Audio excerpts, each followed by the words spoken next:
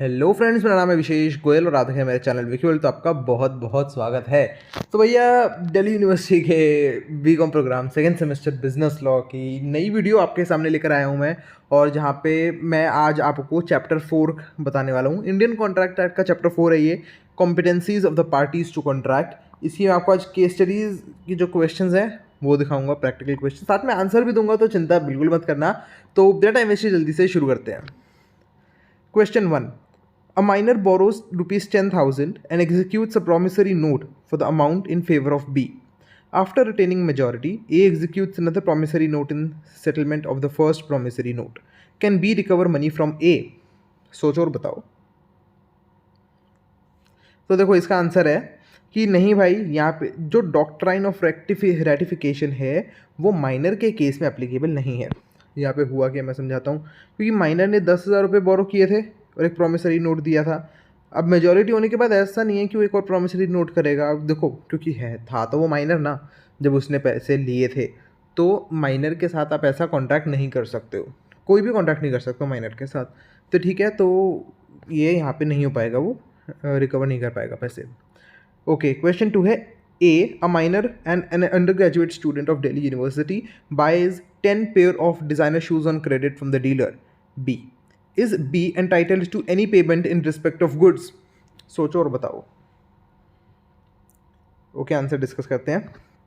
नहीं भाई, 10 pairs of designer shoes खरीदना किसी भी टाइम पे एक नेसेसरी आर्टिकल नहीं है। जैसे कि मैंने आपको बताया कि वो एक कॉन्ट्रैक्ट नहीं कर सकता है, ठीक है, एक माइनर के साथ। और ये कोई नेसेसरी चीज़ भी नहीं है 10 डिज़ाइनर जूते खरीदना। तो इसीलिए वो जो है कॉन्ट्रैक्ट नहीं होगा, एक वैलिड नहीं होगा, और वो उसके पैसे भी उससे नहीं ले सकता। ठीक है ना।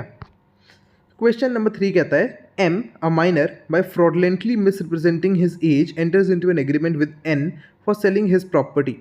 Under the agreement, M receives the entire amount 2 lakh as advance from N. He purchases motorbike for 1,50,000 rupees and spends the remaining amount on his personal entertainment.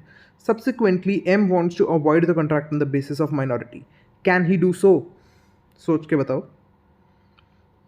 तो देखो, इसका आंसर है भाई, देखो, माइनर है ना वो, माइनर, तो माइनर जो है वो माइनॉरिटी को प्लीड कर सकता है, पर वो किसी को चीट नहीं कर सकता।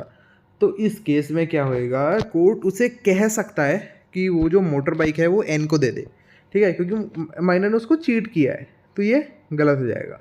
ठीक है। क्वेश्चन 4 पे बढ़ने से पहले मैं आपको कहना चाहूँगा, इतनी सुंदर पीडीएफ है, आपके लिए इतनी मेहनत से बनाई है, इसलिए लाइक ज़रूर कर देना वीडियो को। इस मेहनत के लिए एक लाइक तो बनता है। Okay, question 4, can the property of minor be held liable in the following cases? आपको मैं कुछ केसेस बताता हूँ। पार्ट ए है इसका, minor takes coaching in order to appear in the engineering entrance exam. बताओ, बहुत आसान है। तो भाई, पढ़ाई जो है वो उसकी नेसेसिटी में नहीं आती है, इसीलिए वो उसको लायबल नहीं है।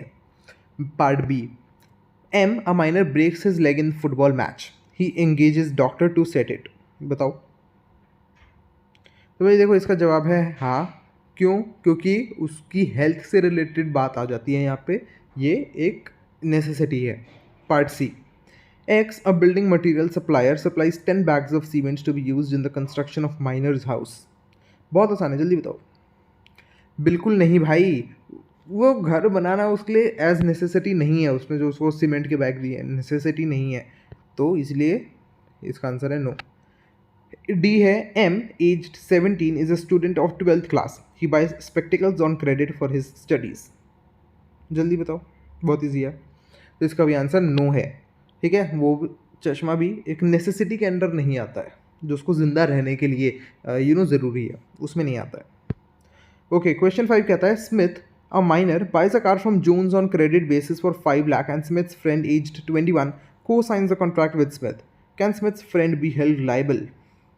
वह माइनर ने क्रेडिट बेसिस पे गाड़ी खरीदी है, लेकिन उसका जो दोस्त है, जो माइनर नहीं है, वो 21 साल का, उसने कॉन्ट्रैक्ट को को साइन किया है। क्या वो उसका 21 साल का दोस्त लाइबल कहलाया जा सकता है या नहीं? तो इसका आंसर है बिल्कुल हाँ। उसने को साइन किया है कॉन्ट्रैक्ट को, तो वो बिल्कुल लाइबल हो सकता है। ओके, क्वेश्चन 6 कहता है, an executed promissory A executed a promissory note in favour of B while he was a minor. The promissory note was renewed by A in favor of B when he attained the age of majority. B sues A on the basis of second promissory note. Will he succeed? Give reasons. सोच के बताओ. तो भाई बिल्कुल नहीं, B succeed नहीं कर पाएगा. यहाँ पे वही बात आ जाती है, जो रेटिफिकेशन है वो सब्सिक्वेंट एडॉप्शन होता है, एक्सेप्टेंस होता है किसी प्रीवियस एक्ट का. देखो यहाँ पे जो डेट ऑफ कॉन्ट्रैक्ट है उस दिन क्या था कि जो बच्चा था वो बच्चा था, ठीक है, माइनर था, उस दिन तो कॉन्ट्रैक्ट कर नहीं सकता है. तो उसको ना at the time of contract और at the time of ratification उसको दोनों टाइम पे वो कॉम्पिटेंट होना चाहिए. ठीक है, वो माइनर था एक टाइम पे, तो उससे बात यहाँ पे गड़बड़ हो जाती है. ठीक है, तो एग्रीमेंट जो है क्या है, वॉइड अब इनिशियो है और वो रेटिफाई नहीं किया जा सकता है. ठीक है, क्वेश्चन 7 पे पढ़ने से पहले मैं आपको बताना चाहूँगा कि मेरे चैनल पे 97% लोग बिना सब्सक्राइब किए वीडियो देख के चले जाते हैं.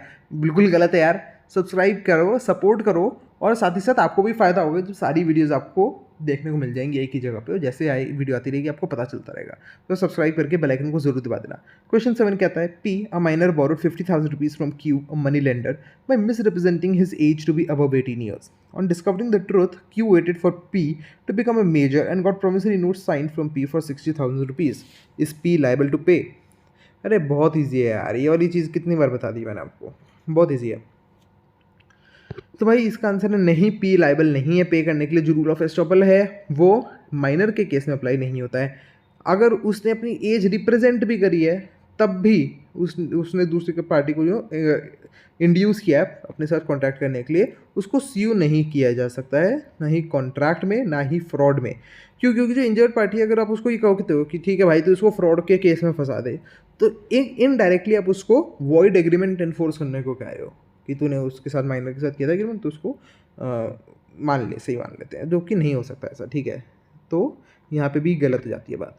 तो बस यार इस वीडियो में इतना था. वीडियो को लाइक ज़रूर कर देना, नीचे कमेंट कर दो जो भी कहना चाहते हो, दोस्तों के साथ शेयर कर दो कि फायदा सबको होना चाहिए. चैनल को सब्सक्राइब करके बेल आइकन को ज़रूर दबा देना, क्योंकि अगली वीडियो चैप्टर 5 की आने वाली है. और इसी तरीके से जितने चैप्टर्स हैं जिनमें केस स्टडीज़ हैं सारे मैं चैप्टर कवर करने वाला हूँ, तो उसको मिस बिल्कुल भी मत कर देना. मैं तो अपनी अगली वीडियो में, तब तक के लिए tata bye bye and thank you.